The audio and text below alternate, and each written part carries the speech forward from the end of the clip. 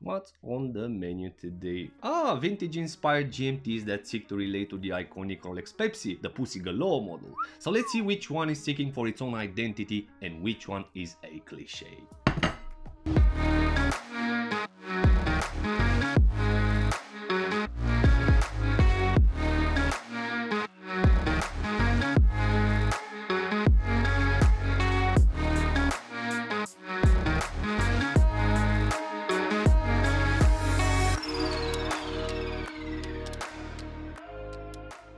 Today we are looking specifically at the beautiful Aquascaphe GMT from Baltic, also compare it to a more affordable Steinhart Ocean GMT.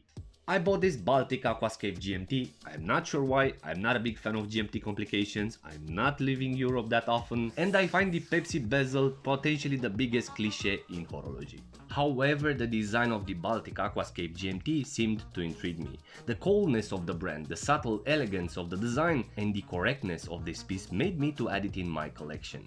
Actually, today we are looking at a vintage-inspired GMT watch that already offers a specific pedigree. Baltic was recently in the spotlight, on the lips of the most important YouTube vloggers. Not sure if the brand is that good or their promoting strategy relies on that, but for me the brand seemed to transmit a cold, serious but a well-assessed atmosphere around it. In fact, Baltic, to my knowledge, is a micro brand, but a brand that aims to make horology in my opinion. They seem to be on the market to make a point, and I salute that.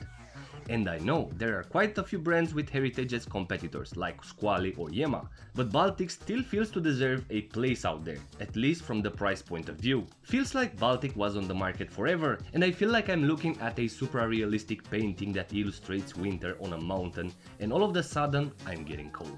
And because I suffered enough last winter from cold, I decided to transform my experience with this watch and took it with me in Greece. After all, it is an Aquascape, right? As first impressions, this is a type of a GMT watch that impresses. We have a patina Pepsi appearance that is actually composed from orange, black and blue, an ideal 39mm size and a visible brush that provides that specific vintage charming appearance. And then we have a contradiction on the dial, everything there being lacquered, polished and well placed to provide an elegant but playful dial design. And that is the reason why I didn't took off my wrist this GMT for more than 1 week. It is something there that makes me want to repeat the action of wearing it over and over again, being confident that can handle the water, the sea salt. Having only 100 meters depth rating, I still felt it safe. Again, just because it should be an Aquascape, right? However, if you want to swim with it in salt water, just remember to wash it with clean water after, otherwise the bezel will get stuck when it dries. But hold on, we have a competitor, the Steinhart Ocean GMT, that needs no introduction. This piece has a ceramic bezel, a Swiss movement, a vintage-inspired case, 300 meters water resistance, and a unidirectional bezel as GMT. This is a good and an honest watch in my view. It feels very well made and classy, the size helping in this regard, and from the personality point of view, the inspired Rolex appeal has a specific mark upon it. The GMT has a ceramic bezel insert which is combined with the brushed surfaces that overall ensures a contradiction between vintage and modern, and the rest is combined with Rolex borrowing elements like the bezel insert, the Mercedes hands, the dial layout, also the Cyclops. And value-wise, the Baltic Aquascaphe GMT offered on a Beads of Rice bracelet is priced around 1,200 euros, which it happens to be the most expensive piece from their collection, but can be purchased with a Tropic strap, lowering the price with 100 euros. Note the Tropic strap is not a genuine one, it is branded with Baltic, it is well made but a bit stiff compared to the original Tropic strap from Isoframe. As I said in the Doxa Synchron video, the Isoframe, the Aquadive, Aquastar and Tropic are owned by the same company, but they have rights on these straps. Steinhart Ocean GMT on the other hand is priced around 640 euros on a Jubilee bracelet. And movement-wise, both watches use Swiss-made hearts. The Baltic Aquascape uses a Soprod C125 GMT movement. Yes, not so known, but apparently a reliable option besides the extinct ETAs, or the not so easy to get Salitas because they sell in bigger batches, where the Steinhart is already known for using solid movements across these years, Unitas for manual movements, and the automatic ETAs, recently moving to Salitas because ETA does not sell movements to other companies besides the Swatch Group. So we have a Selita SW330-1 Elabore as the heart of the Steinhart featuring a GMT function. And now from the perception point of view, let's see which one is a cliché and which one has its own identity. The Baltic Aquascaphe GMT is a surprise, even though the patina orange blue bezel might remind us of the Rolex reference 6542, the one worn by Pussy Galore in Goldfinger. We have a classy vintage case with a thin profile, a bidirectional GMT bezel that jumps correctly from one time zone to another, reminding me of the Tudor Black by GMT. Also a cool sapphire crystal that is actually between a boxed and a dome crystal, drill lugs and a beads of rice bracelet. I would say that they checked all the ingredients to make a fine dining dish. Everything feels well engineered, we can tell that the design was tested. The Aquascaphe GMT actually borrows from the Aquascaphe diver, the case, and it is also available in different colors, on blue-green, but I might say that the blue-gray version is the best color combo.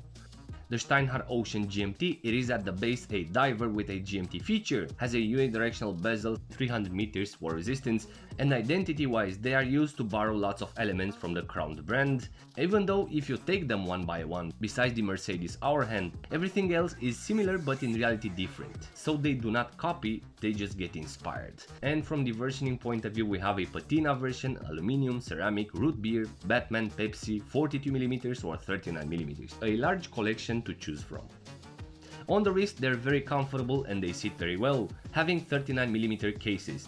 They are supple and elegant but different as looks. The Baltic Aquascaphe has a chromatic presence on the wrist thanks to the playful orange accents. The beads of rice helps as well, the polished beads reflecting in the sun. Still I like it better on a tropic strap, unveiling a contradiction between elegance and practicality.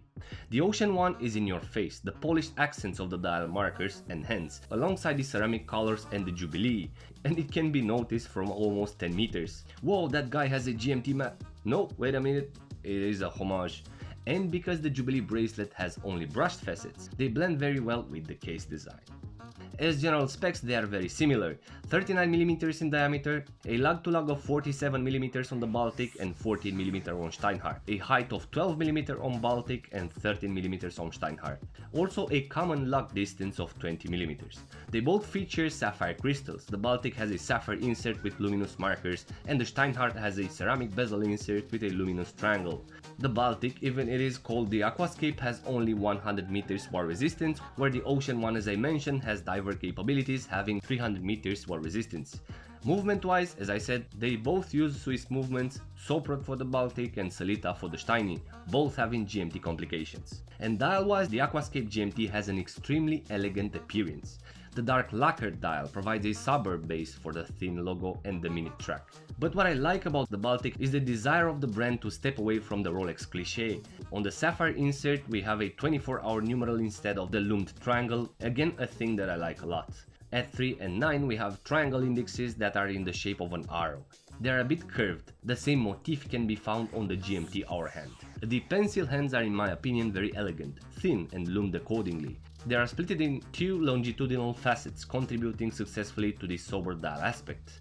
My only complaint here is that the high polished on the hands is ghosting them. Most of the time you can only perceive the loomed markers and not the elegant shape of the pencils.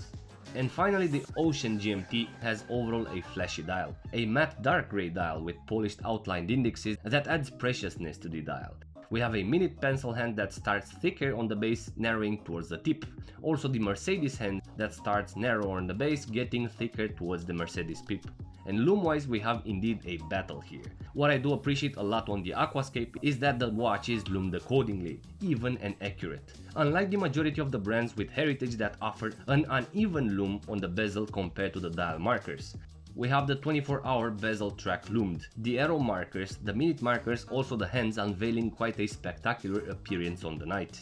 And the Steinhart is known for making good loomed watches. We have blue Swiss Superluminova applied on the dial markers, the hands and the triangle pip as well, even and long lasting. So to answer today's question, which one has its own identity and which one is a cliché? Well, I guess the answer is simple.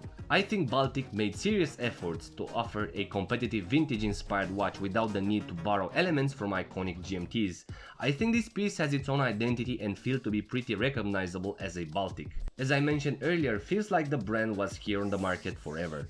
Where Steinhart is Steinhart. They relied for quite some time on Rolex collection as a source of inspiration, and today there is no exception. The Steinhart Ocean GMT is a great watch. offers a lot of value, especially for the price paid. But it still relies to the Rolex GMT Master 2 as an identity abused by too many watch brands, and that is why I consider it a massive cliché. And I am curious to know, if you had 1,200 euros to spend on a watch, which one would you choose? Would you spend the full amount on the Aquascape GMT or buy the Ocean One GMT and save some money for another purchase? Please let me know in the comments section. And if you like the Brave Beaters content, please consider subscribing for future episodes. Thank you very much, and until next time, be brave but stay safe.